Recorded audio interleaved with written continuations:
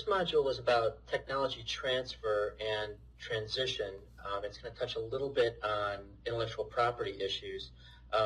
And the gist of this is that we're interested in how do we get things. Tech transfer is a fundamental part of innovation. We've talked about how to get things from an idea into a product that actually has some meaning. And tech transfer is a mechanism that we have built into what we do in the government to accomplish that. Not nearly as successful as we'd like it to be. Lots of issues. I've sat in on lots of meetings, and people are grappling with this all the time, trying to come up with better ways of doing it. So it's very much an open issue of how we're going to do this better in the future. But just wanted to bring you up to speed a little bit on what we know about it now.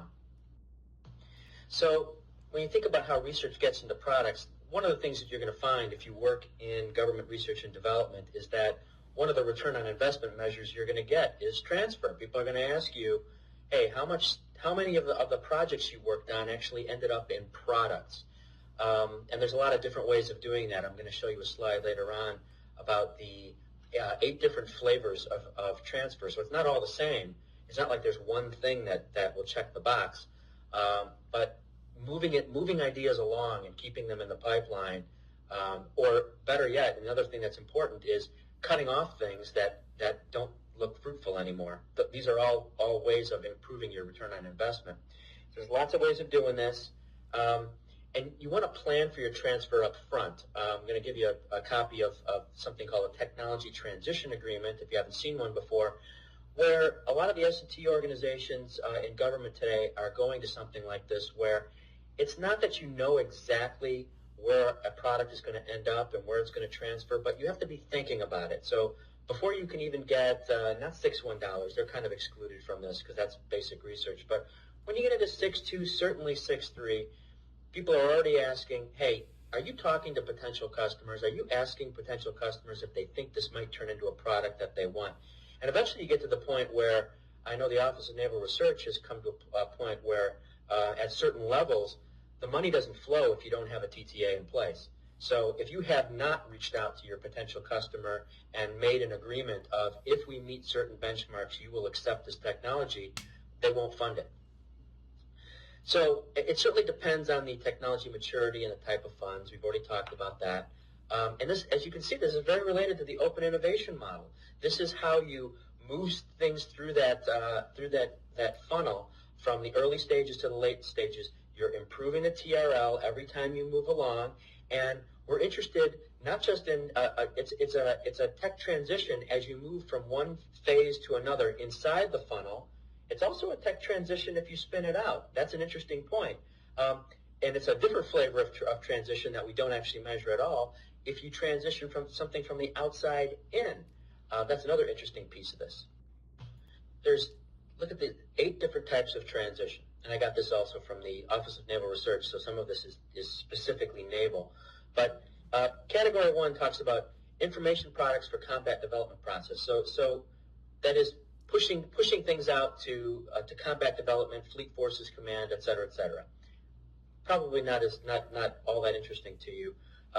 Category 2 gets a little more interesting, where you probably didn't know that if you transition a basic research project, 6.1, into an applied research project, 6.2, that's a type of transition. Same thing for if you go from 6.2 to 6.3. Category 3 is where you go from 6.2, 6.3 into experimentation or an advanced technology demonstration.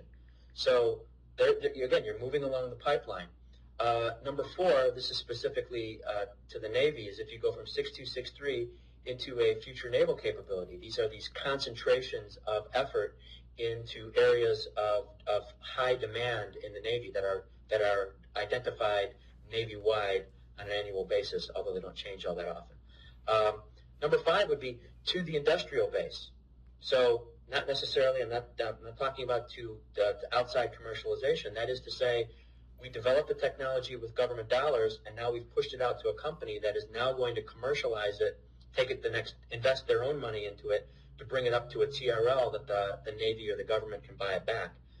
That's number 5. Number 6 is risk reduction for P3I is a pre-planned product improvement. So this is a program of record. It's an ongoing program, and you've invested S&T dollars or some kind of dollars into developing something that is going to reduce the risk for that program. That's another flavor of transition. Number 7 is one of the most obvious ones, would be for a new start program of record. I've just developed this new thing, customer wants it, they palm for the money, and it's a new program of record, all spun right out of my S&T program. That's what everybody dreams of, is number 7, but it's not all that common. Number 8 would be warfighter support in theater. So this would be a lot of like the rapid equipping type of commands and those sorts of things, where we take R&D dollars and we just sort of, we skip over the whole rest of the acquisition pipeline, push it right out into the theater. So that happens on occasion, happening more frequently lately. And then the last one that I put with an asterisk, because it's not one of the 8, because it's not usually mentioned in the conversation about transition, is pushing it out to a non-DoD commercialization. So we've developed new display technology, and it's really great because it's going to meet some medical application in a in-theater medical facility, or it's some new wrist-worn display that Marines are going to be wearing for whatever it is we're going to do. Okay, great. We've developed this cool thing, but some company comes up with a product that they're going to sell at the Best Buy using the exact same technology. That's a non-DoD commercialization, and that's a transition. We like that, of course. I mean, these are tax dollars we're talking about. If you take tax dollars and you help preferably a U.S. company put Americans to work, that's usually a pretty good thing. And the last thing I want to point out here is this flow chart I put together. This is, now that you've seen the 8 different flavors of transition, I tried to map them out into the acquisition pipeline. You're going to learn a little bit more about the acquisition pipeline later, but you start with requirements on the left side, and you have things like operations requirements documents. They're usually called something else now, but those would go over to the material developer. So that's whoever is going to, this is the JSIDS idea. We'll talk about that later too.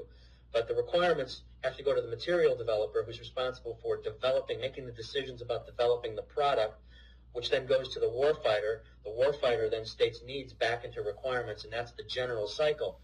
The S&T community is often a bubble of its own, because you don't go to the S&T community unless there is science and technology that is needed to fill the requirement, which happens a lot. But then you've also got this rapid equipping force there. I've also identifying the defense industrial base and outside spin-out commercialization. So you can see all the different flavors of tech transition all in this one picture, and see how they all fit together. And they're not all weighed equally, but they're all important, and every one of them is better than not transitioning at all, for certain. So that's as far as I'm going to go for right now on technology transfer and transition. I'm going to keep it certainly simple, but because it's so important in what we do, in the government, dollars are just not flowing, and Congress is getting pretty ornery about government organizations spending many, in some cases, hundreds of millions of dollars without having a good ability to state their return on investment on those dollars in terms of transition. Congress wants to know that we're funding you to meet specific objectives, and you are meeting those objectives through the organizational framework that is built to accomplish that end. So this is going to get only more strict, not less strict in the future.